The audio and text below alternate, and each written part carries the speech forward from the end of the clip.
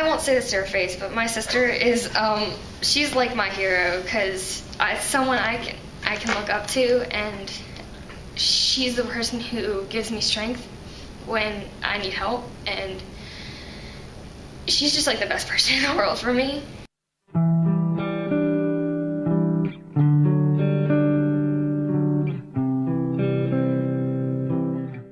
I was at a softball game. I used to play competitive, like really competitive softball, and I got out to run for one of the girls, and after I slid into third and I got out and I kind of got up, I was like, oh, my back kind of hurts. That feels kind of weird. The next morning she got up unable to walk at all and had to crawl into my room to get me because she was in such amazing pain. It was one of the most terrifying experiences I think I've ever had in my entire life. It was a 2-year process from that moment to the moment of diagnosis. All these different doctors and everyone was like, oh, I have no idea, I did so much physical therapy, and everyone's like, oh, you just pulled a muscle, you pulled a muscle. And finally I went to one doctor and he's like, well, do any of your other joints hurt? I'm like, you know, my fingers hurt sometimes, my toes hurt sometimes. And he started asking the right questions and he said, she has juvenile arthritis. When I first found out that Jennifer had arthritis, it was kind of shocking, I guess, because normally you don't hear that teens actually have arthritis. I was stunned. I didn't understand, like, how could a girl her age have arthritis? When I have a flare, my joints tend to swell very, very large, like ankles the size of softballs, literally that big.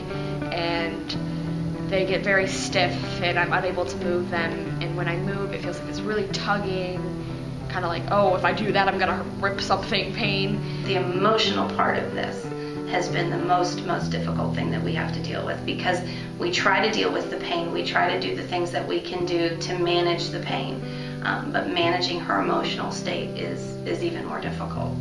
Some of the treatments for that are needles that are about this long, that when she gets an injection it stings for over 15 minutes. You know, nobody likes to get shots. I wish that I could help ease the pain more, or at least make it go away, because it's something that I hate watching. As far as school goes, I can't get up and go to school sometimes because I literally cannot move out of bed. So if it's a point to where it's just my knees and my back and it's a matter of walking, I can use the wheelchair that we have, and I can be in the wheelchair and still go to school and still write and participate. And then she missed a lot of school, and I didn't know why. And then through talking to her, I realized that she had arthritis. And with that, my first reaction was, okay, there's no way this kid's gonna be able to do this. There is no way. She has missed so much school. So much so that I went to her and said, honey, why don't you take this next semester? And she said, oh no. And she stayed. And not only did she stay, she ended up with an A. There was one time when I wasn't in a wheelchair, but I did have my braces on both of my knees because my knees were hurting, and I had to use the elevator because I physically could not walk up the stairs. And I had one of my best friends with me, and we got in the elevator, and I clearly remember kids outside the elevator like, oh, why do you get to use the elevator? There's nothing wrong with you. And just getting in the elevator, the door shutting, and just bawling because no one really got it. And I had to like hear these things when she came home from school, and it's like, you shouldn't be treating my sister that way.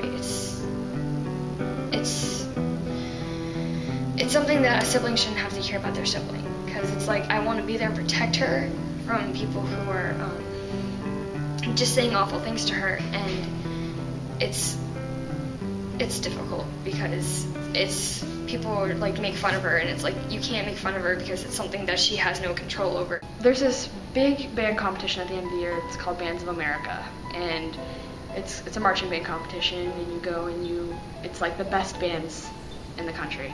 And at the competitions you're adjudicated, and you can't have holes on the field. So, you know, if she's having a bad day, which happens, she still has to put her braces on and take whatever medication she can and go out there and do it. And I think it was like 3 days before that competition this year, I had a huge flare, unable to walk the day of the competition. So she was pushed around in a wheelchair the entire competition from place to place. She would get out of her wheelchair to stand with the band and play her instrument. She would sit back down. She'd get up and try to practice marching and sit back down, but she really couldn't function very well at all without excruciating pain. I got out of my wheelchair and I marched the 10-minute show. Without missing a step, and then came off the field and fell to the ground in tears because the pain was so excruciating. All I was thinking about is she alright? Is she okay? Is there anything I can do to make her feel better? And I started bawling, and I just couldn't stop because I needed to know she was okay, because it was like the scariest moment of my life, because I didn't know if she needed me there or I pretty much needed her at that point, because I needed to know if she was okay or not. But she finished the show. So, it's one of those things where, you're proud to see her do that accomplishment, but at the same time it tears your heart apart because, the poor girl is just in so much pain. I see myself getting a degree in psychology because that's just what I love to do. I want to feel like I've accomplished something and made someone's life better.